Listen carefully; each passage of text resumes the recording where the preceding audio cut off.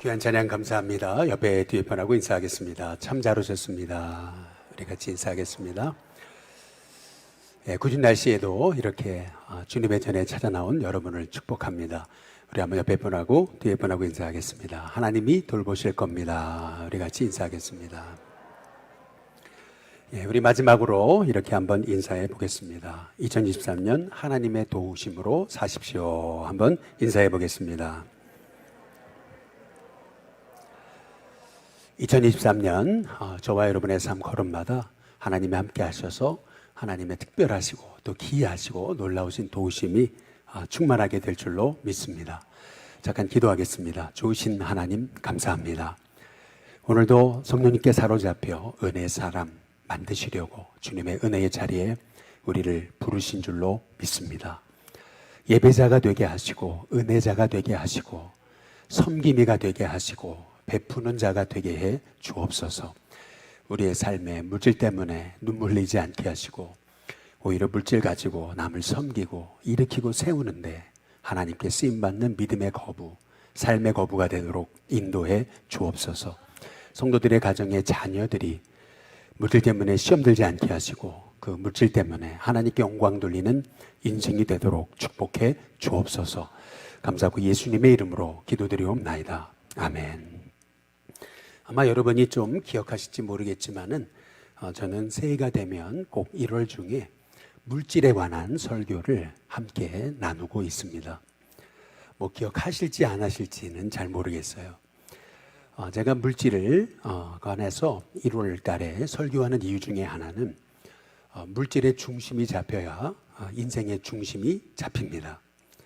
실은 그리스도인의 삶과 물질의 삶은 무관하지 않습니다. 저는 우리 일신교회 성도님들이 물질에 하나님의 특별한 은혜가 있게 되시기를 주님의 이름으로 축복합니다. 또 물질 때문에 시험 들지 않고 또 서글퍼지고 또 어려운 일이 생기지 않도록 하나님께서 여러분의 그 가정 경제에 특별한 하나님의 복이 임하시기를 주님의 이름으로 축복합니다. 이번 주에 이런 기사가 하나 실렸더라고요. 남편이 의사분이신데 참 고민이 많으신가 봐요. 하소연을 하는 겁니다. 아내의 한 달 생활비가 1,000만 원이래요. 그런데 그 1,000만 원을 아내가 다 명품을 쓰는데, 명품을 사는데 쓴다라고 하는 얘기죠. 그런데 그것도 모자라가지고 한 달 생활비가 1,000만 원인데 그것도 모자라서 뭐 차를 사고 또 더 좋은 명품을 사느라고 또 수억의 빚을 진다라는 얘기죠. 그 기사 끝에 남편이 하는 말, 그것이 뭐냐면 이혼하고 싶다라고 하는 그런 얘기였습니다. 저는 그 기사를 보면서 그런 생각을 해봤어요. 가진 분이나 못 가진 분이나 다 물질의 문제는 똑같은 문제구나.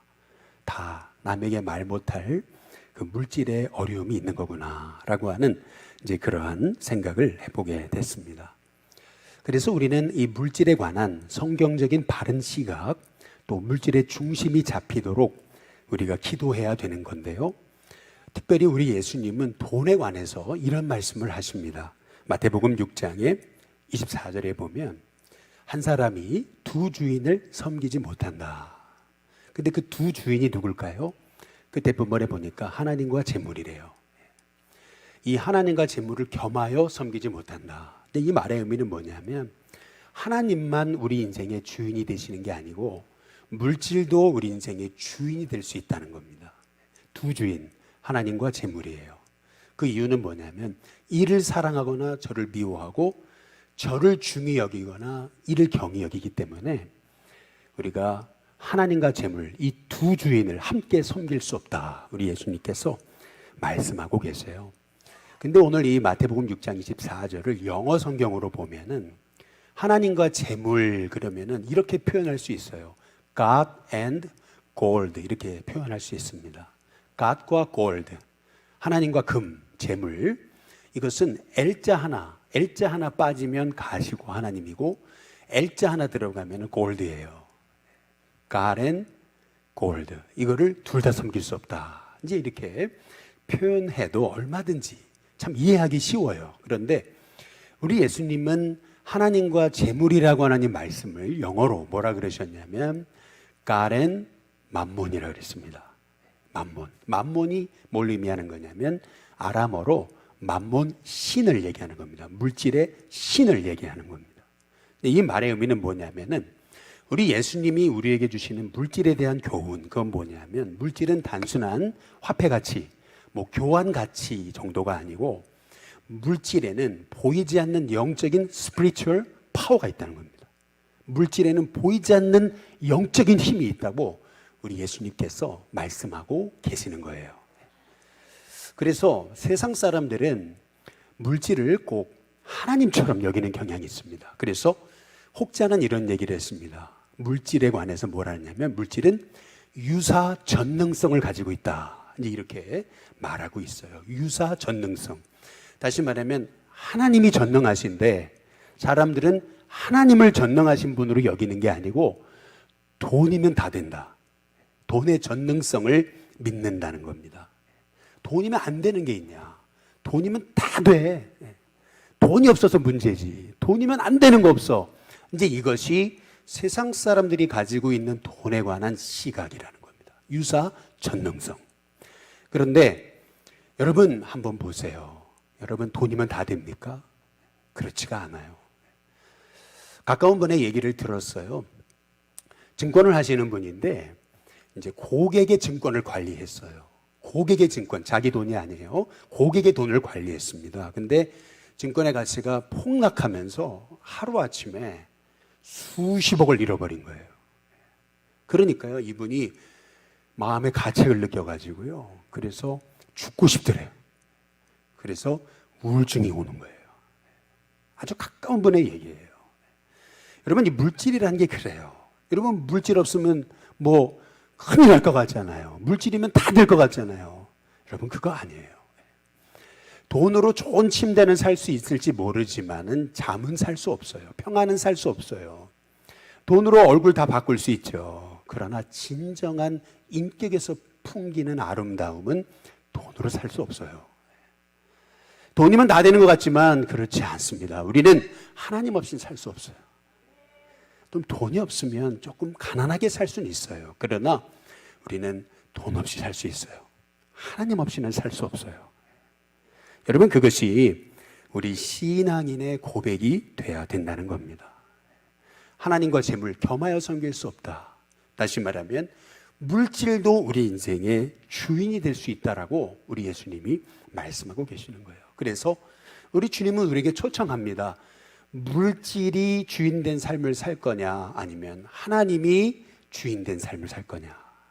그래서 우리는 오늘 말씀을 통해서 어떻게 하면 우리가 물질을 다스리는 인생으로 살 수 있을까? 바나바의 모습을 통해서 우리는 물질의 주인된 인생으로 사는 길을 우리가 깨닫게 되는데요. 먼저 우리가 주목해 봐야 되는 건 뭐냐면은 요한 웨슬리 목사님이 어떻게 우리가 물질을 다스리며 할 수 있을까? 세 가지 방법을 우리에게 조언합니다. 첫 번째는 뭐냐면 열심히 그리고 정직하게 벌어라 라고 이렇게 말씀하고 계십니다. 저는 우리 신교회 성도님들이 열심히 일할 수 있는 그런 일자리가 있게 되시기를 주님의 이름으로 축복합니다. 열심히 노력해서 돈을 버는 거, 이것이 참 아름다운 인생임을 우리가 깨닫고 어떤 그 직업의 귀천에 상관없이 정말 내게 맡겨진 일, 그거를 최선을 다해서 일할 수 있는 우리 일신교회 성도님들 될 수 있기를 주님의 이름으로 축복합니다. 제가 미국에 유학에 갔을 때 뭐 유학생이 늘 물질이 부족하잖아요. 그래서 학교에서 일을 했어요. 그런데 어떤 일을 했냐면은 쓰레기통 버리고 화장실 청소하고 그리고 잔디 깎는 일들, 이런 일들을 했습니다. 여름이 됐어요. 여름에 한국에서 많은 목사님들이 목회학 박사를 하기 위해서 저희 학교를 오셨어요. 그런데 그 학교에 온 제 아는 분들, 후배 선배들이 많이 왔는데 그날따라서 저의 미국인 보스가 저한테 일을 시키는데 뭐 론모어를 가지고서 이렇게 멋지게 잔디 깎는 일들 시키면 얼마나 좋아요. 근데 그게 아니고 저한테 시켰던 일이 뭐냐면은 이렇게 돌 사이에 튀어나온 잔디들, 이 잔디를 손으로 다 뽑는 걸 시키더라고요. 오전 내내 그걸 뽑는 걸 시키는데 못한다 그럴 수도 없고, 그런데 쪼그리고 앉아가지고 남자가, 그래도 저도 한국에서는 그래도 조금 품이 있는 목사였는데 그런데 그 쪼그리고 앉아가지고 그 잡초 하나 이렇게 뽑고 앉아있는데 옆에 후배 선배들이 지나가는 거예요. 뭐 미국에 가가지고 유학한다더니 풀이나 뽑고 앉아있냐, 이제 이런 식으로 쳐다보고 지나가시는데 참 어디 들어가고 싶더라고요. 그런데 제가 그때 생각한 게 있었어요. 그게 뭐냐면, 그래, 땀 흘려 일하는 게 자랑스러운 거지, 땀 흘려 일하지 않고 놀고 먹는 게 자랑스러운 건가. 그래서 더 그냥 자신 있게 그렇게 일을 했던 기억이 나요.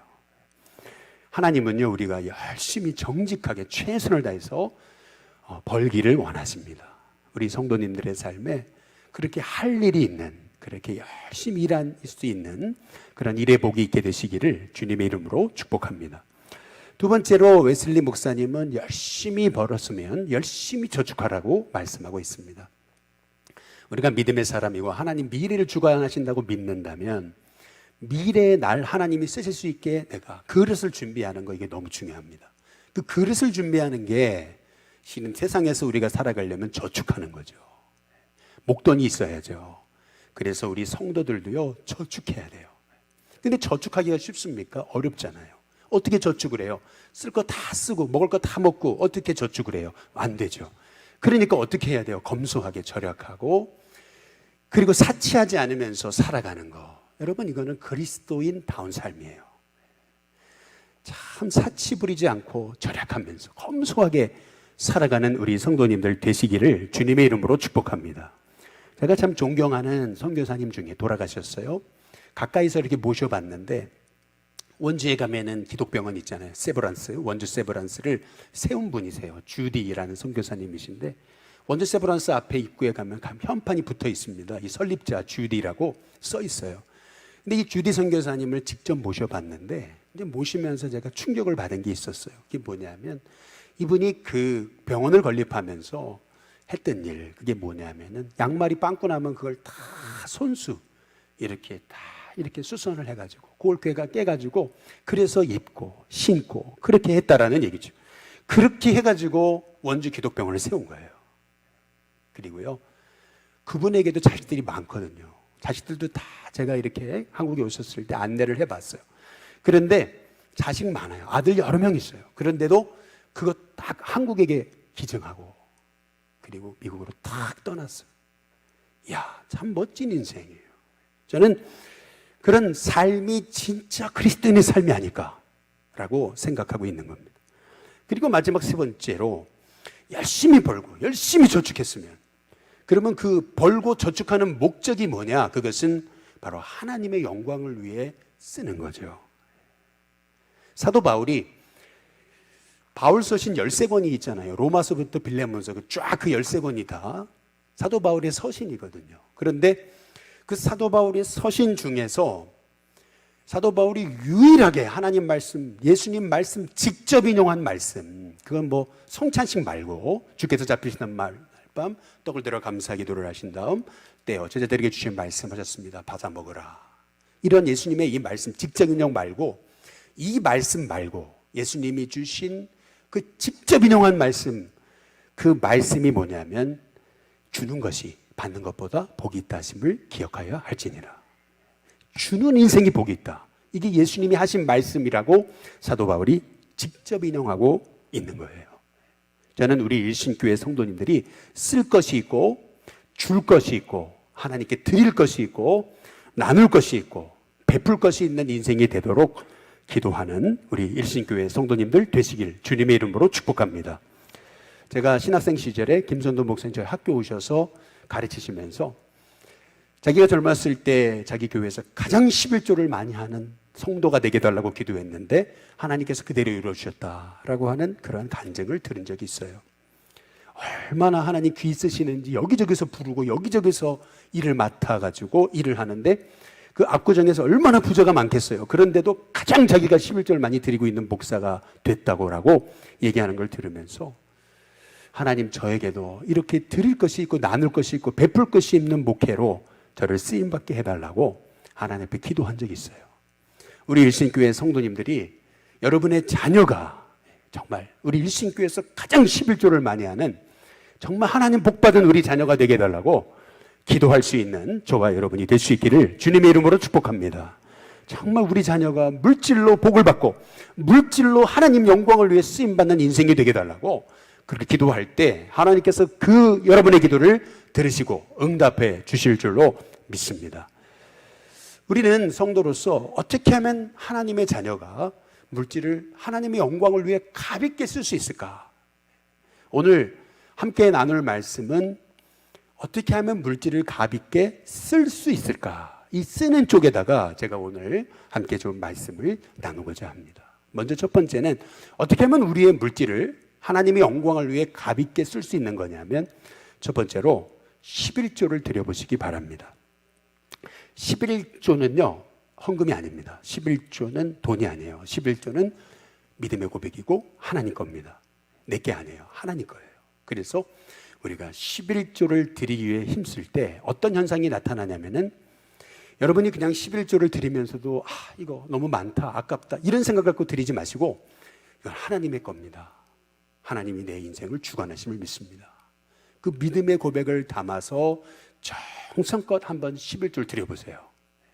특히 혹시 우리 일신교회 성도님들 가운데 온전한 11조를 한번 드리고자 애써보세요.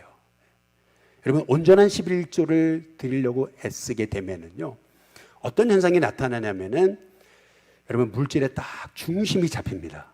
물질에 중심이 잡혀요. 온전한 11조를 드리려고 애쓰다 보면은요 온전한 11조를 드려야 되기 때문에 내 물질의 돈, 수입과 지출을 관리하게 됩니다. 그러면서 내 씀씀이의 규모가 이렇고 내 수입의 규모가 이렇구나. 그래가지고 다 자기의 물질을 관리하게 돼요.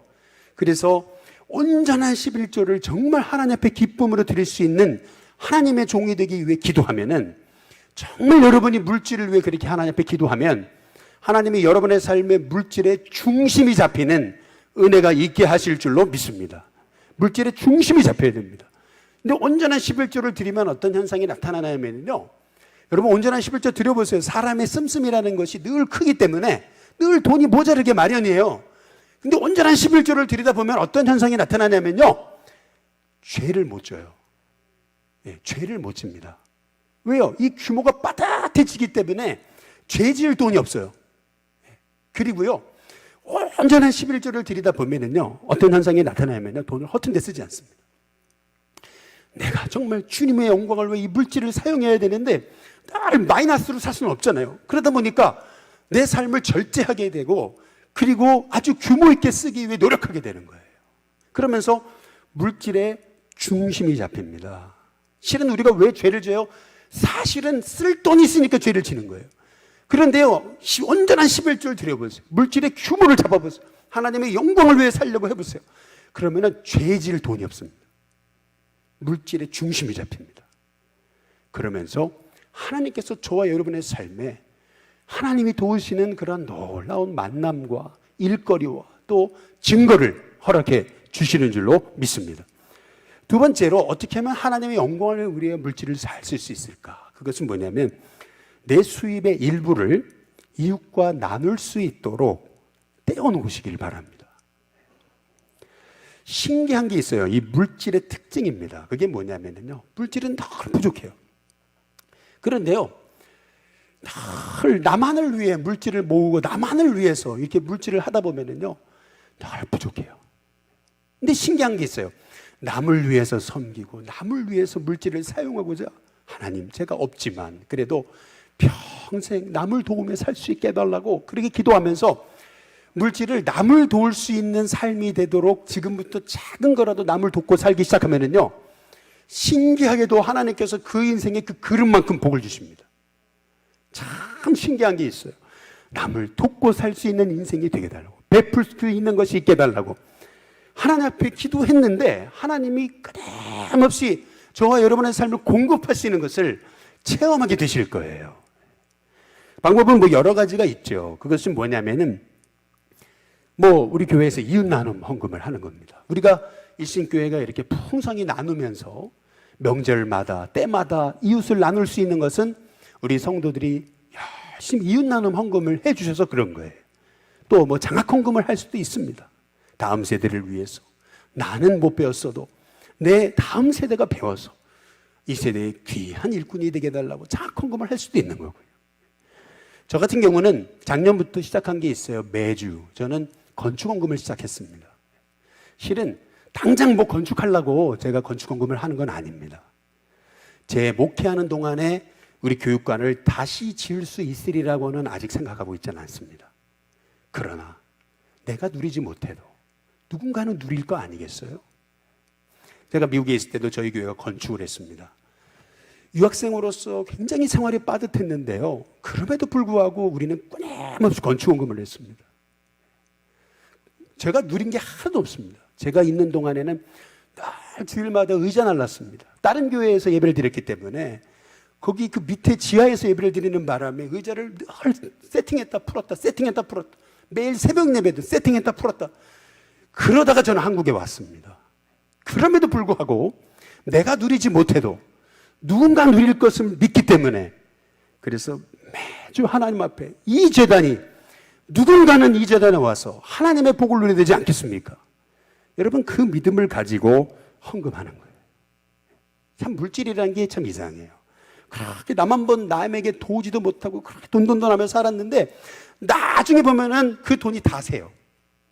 돈이요, 딴 사람이 쓰고 있어요. 돈이요, 자식들이 다 써요. 뭐 어딘가 다 흩어져 버려요. 여러분, 그게 돈이에요. 근데 그 돈을요, 하나님의 영광을 위해 한번 써보려고 노력해 보세요. 마태복음 10장에 42절에 보면은 이렇게 말씀합니다. 우리 한번 같이 읽어보겠습니다. 함께 있습니다. 시작. 또 누구든지 제자의 이름으로 이 작은 자 중 하나에게 냉수 한 그릇이라도 주는 자는 내가 진실로 너에게 이르노니 그 사람이 결탄코 상을 잃지 아니하리라 하시니라.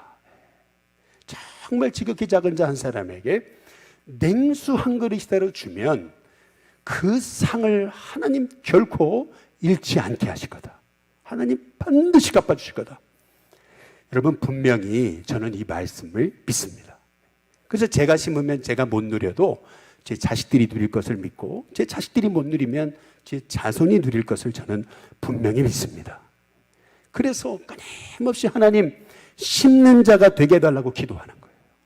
저는 우리 신교회 성도님들이 단순히 거두는 자로만 살려고 하지 말고 심는 자로 살 수 있게 해달라고 기도할 수 있는 우리 일신교회 성도님들 되시기를 주님의 이름으로 축복합니다. 또 어떻게 하면 하나님의 영광으로 물질을 잘 쓸 수 있을까? 그것은 감사헌금을 드리는 겁니다. 특히 여러분의 감사를 이웃에게 물질로 표현하는 그런 삶을 한번 실천해 보십시오. 예를 들면 학생들은 선생님한테 감사하다고 물질로 표현하고, 또 아랫사람은 윗사람한테 감사하다고 물질로 표현하고, 그리고 또 여러분 이웃에게 감사하다고 물질로 표현하고, 이 물질로 자꾸 감사를 표현하는 삶, 저는 가만히 보니까 이렇게 물질로 이웃을 섬기고 표현하고 하는 사람들 보니까 잘 되더라고요. 제가 목회하면서 보고 깨달은 거예요. 아, 이게 별거 아닌 것 같은데 그렇게 윗사람한테, 또 옆에 사람한테, 또 선생님한테, 감사한 사람한테 물질로 표현하는 삶, 하나님 복을 주시는구나. 결국 하나님이 복 주시는 사람은 감사를 아는 사람이구나 라고 하는 것을 깨닫게 되는 거예요. 저는 우리 신교회 성도님들이 잘 됐으면 좋겠습니다. 여러분의 삶이 정말 하나님이 주시는 물질의 복을 누릴 수 있게 되시기를 주님의 이름으로 축복합니다. 우리 일신교회 성도님들 가운데도 정말 이 시대에 부유한 자들이 많이 일어나는 은혜가 있게 될 수 있기를 주님의 이름으로 축복합니다. 그것을 위해서 우리가 배워야 될 한 성경의 인물이 있어요. 그게 누구냐면 바나바예요. 이 바나바는 물질로 하나님께 영광 돌리는 사람인데, 오늘 사도행전 4장에 36절, 37절에 보면은 36절에 바나바를 소개하잖아요. 근데 그가 어떤 사람이 37절에 밭이 있었어요. 근데 밭을 팔아가지고 어려운 자를 도왔습니다. 그런데 이게 굉장히 이례적인 게 있어요. 굉장히 이례적인 말씀인데, 왜냐하면은 사도행전 4장에 그 앞에 34절, 35절에 보시면 이래요. 그 중에 초대교회에는 가난한 사람이 없었다 그랬습니다. 근데 왜 그랬냐? 그들이 다 부자니까 그게 아니고요. 초대교회에 가난한 사람이 없었던 이유는 뭐냐면은 35절에 그들이 그랬어요. 초대교회 성도들, 성령 받은 초대교회 성도들이 각 사람의 필요를 따라 나눠줬기 때문에 그랬다 그랬습니다. 여러분, 신명기에 15장 11절에 보면은 이렇게 말씀합니다. 땅에는 언제든지 가난한 자가 그치지 아니하겠으므로. 신명기에서 우리에게 말하고 있는 메시지는 뭐냐면 이 땅에 이 세상이 있는 한 거기에는 항상 가난한 자가 있게 마련이다. 이것이 성경의 메시지입니다. 그런데 놀랍게도 초대교회는 가난한 자가 없대요. 왜 그랬을까? 그들이 다 부자니까? 아니에요. 그게 아니고 각 사람이 자기의 소유를 팔아서 각 사람의 필요를 따라 나눠줬기 때문에 그렇게 초대교회에는 가난한 사람이 없었다라고 말합니다. 근데 제가 왜 바나바라는 사람이 여기 성경에 기록된 게 언급된 게 이례적이라고 말씀을 드린 이유는 뭐냐면은 초대교회는요 바나바만 이렇게 나눔을 실천한 게 아니에요. 초대교회는 전체 성도들이 다 성령 받아가지고 열심히 나누었어요. 그러니까 누구 한 사람 이름 거론하기가 어려웠던 거예요. 그러니까 누가 했다 이게 참 어려운 거예요. 그런데 놀랍게도 성경은 바나바라는 한 사람을 유독 이렇게 딱 클로즈업 시켜가지고 그가 밭이 있으면 밭을 팔아 그렇게 사도들의 발 앞에 뒀다라고 이렇게 성경이 말하고 있는데 더구나 놀라운 것은 뭐냐면 사도행전 4장에 36절에 보시면은 이렇게 얘기합니다. 이 바나바의 본명이 있어요. 그게 뭐냐면 요셉이에요. 본래 이름은 요셉인데 사도들이 일컬어 그러니까 별명이 있는 게 그게 바나바예요. 바나바란 본명이 아니고 별명이에요. 별명으로 유명해진 사람 그 사람이 바나바예요. 그런데 놀랍게도 이 바나바라고 하는 뜻이 뭐냐면은 위로의 아들이라는 얘기입니다. 위로, 격려, 사람을 세워주고 높여주고 힘을 주고 사람을 일으키는 참 최고의 아들이다. 이제 이런 별명이 바나바라는 거예요. 저는 우리 신교회 성도님들이 여러분의 별명이 바나바가 될 수 있게 되시기를 주님의 이름으로 축복합니다. 그런데 여러분 우리가 기억해야 될 게 있어요. 누구나 돈이 귀하지 않은 사람은 없는 거예요. 돈이 있다고 귀하지 않고 없다고 귀하고 그거 아니에요. 돈이 있는 사람도 돈이 귀해요, 항상. 그런데 어떻게 바나바가 그렇게 물질로 영혼을 섬기는 위로의 아들, 격려의 아들, 섬김의 아들, 베품의 아들이 될 수 있었을까? 쉽게 말하면 베푸는데 거부였다는 거예요. 드리는데 거부, 나누는데 거부였다는 거죠. 근데 어떻게 그렇게 바나바가 나누며 살 수 있었을까? 여러분 오늘 성경에 해답이 나와 있습니다. 그 이유가 나와 있어요. 한번 사도행전 4장 37절에 보시죠. 37절에 보면 우리 다 함께 한번 같이 읽어보겠습니다. 함께 읽습니다. 시작. 그가 밭이 있음에 팔아 그 값을 가지고 사도들의 어디에요? 발 앞에 두니라. 한번 따라해 보겠습니다. 발 앞에. 여러분 발이 중요합니다. 아니 그냥 사도들에게 드렸다 이러면 될 것을 성경은 사도들의 발 앞에 뒀다고 발을 강조하고 있습니다. 이 발을 강조하고 있는 거예요.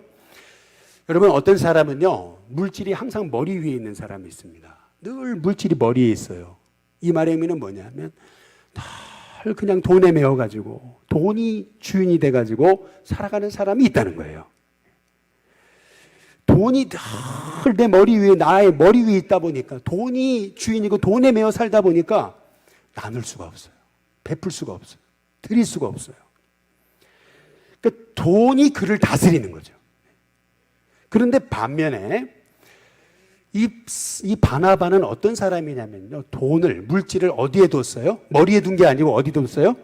발에 둔 겁니다. 발에. 이게 뭘 의미합니까? 돈을 다스렸다는 얘기죠. 돈이 하나님의 영광을 드러내는 발의 역할을 하도록 돈을 다스리며 산 사람이 바나바라고 성경이 말하고 있는 겁니다. 여러분 어떤 인생으로 살기 원하십니까? 늘 돈이 머리 위에 늘 돈 하면서 돈에 매여가지고 돈이 여러분을 이끌어가는 삶을 사시겠어요? 아니면 하나님의 자녀답게 물질을 발 아래 두고 이 물질이 하나님의 영광을 드러내는 도구로 발로 쓰임 받도록 여러분 사시겠냐는 겁니다. 물론 바나바도요. 그의 마음이 자꾸 탐욕에 사로잡히면은 이 발에 있던 물질이 머리로 올라올 수 있는 거예요, 누구나. 그러나 우리가 믿음으로 살아가는 하나님의 종이라면요, 하나님이 내게 허락하신 물질이 내 머리에 늘 있는 것이 아니고 내 발에 있게 해달라고. 하나님 내게 허락하신 물질이 하나님의 영광을 드러내는 발이 되게 해달라고. 하나님이 내게 허락하신 물질이 하나님의 영광을 드러내는 도구가 되게 해달라고. 여러분, 그렇게 기도할 때에 하나님께서 저와 여러분에게 물질의 다스림을 받는 게 아니고 물질을 다스리는, 그래서 물질을 통해서 하나님의 영광을 드러내는, 물질이 하나님의 영광을 드러내는 발로 쓰임받게 하는 귀한 하나님의 종들이 되게 하실 줄로 믿습니다. 어제 저녁 늦게 어떤 분이 전화가 오셨어요. 지인께서 아는 분인데 암에 걸리셨다가 재발이 되셨다는 거예요. 그러면 얼마나 자기가 살기가 다급하시겠어요. 치료비도 많이 들 거고. 그런데요, 이분이요, 자기의 인생 얼마 더 살지는 모르겠는데 내 인생 마지막이 누군가에게 소망이 됐으면 좋겠다. 이제 그래서요, 장학금을 보내온 거예요. 그러면서 정말 이 시대 다음 세대 중에 정말 믿음으로 살려고 하는 그런 아이들에게 이 장학금을 전달했으면 좋겠다. 그래서 이미 송금해 왔다는 거예요. 그래서 사람을 뽑아달라는 거죠. 야, 저는 그 얘기를 듣고 참 마음에 감동받았어요. 우리 잠시 있다 잠시 가는 인생인데 암이 재발돼가지고 얼마나 고통스럽고 힘들겠어요. 뭐 그분이라고 돈이 안 귀하겠어요. 그런데 마지막 인생을 정리하면서 자기가 가지고 있는 이 재물을 통해서 다음 세대, 믿음의 세대가 일어났으면 하는 바람으로 이 물질이 정말 주님의 영광을 드러내는 발로 쓰임받게 해달라고 그렇게 고백하면서 그렇게 애쓰시는 분의 모습을 보면서 참 감동받았어요. 저는 우리 신교회 성도님들의 삶이 정말 하나님이 물질의 은혜를 주시기를 주님의 이름으로 축복합니다. 여러분의 자녀들이 물질로 인해 하나님의 복을 누리게 될 수 있기를 주님의 이름으로 축복합니다. 그러나 그 물질이 죄를 짓는 도구가 되지 않기를 축복합니다. 그 물질 때문에 하나님과 멀어지는 이유가 되지 않기를 주님의 이름으로 축복합니다. 오히려 부모님이 물질을 가지고 하나님 영광을 위해 사용하는 모습을 보고 나도 우리 부모님처럼 저렇게 물질을 아름답게 주의 영광을 위해 썼으면 좋겠다. 나도 우리 부모님처럼 참 좋은 직장 갖고 나도 이 물질을 가지고 세상을 살리는 종이 되고 싶다. 그렇게 꿈을 꾸고 하나님 우리 일신교회에서 가장 정말 섬기고 나누고 베푸는데 최고 바나바 같은 인생이 되게 해달라고 그렇게 기도할 수 있는 우리 자녀들이 일어날 수 있게 되기를 주님의 이름으로 축복합니다. 위로의 아들, 그렇게 드림의 아들, 베품의 아들, 섬김의 아들, 그 아들이 우리 일신교회 가운데 많이 일어날 수 있게 되기를 주님의 이름으로 축복합니다. 기도하겠습니다.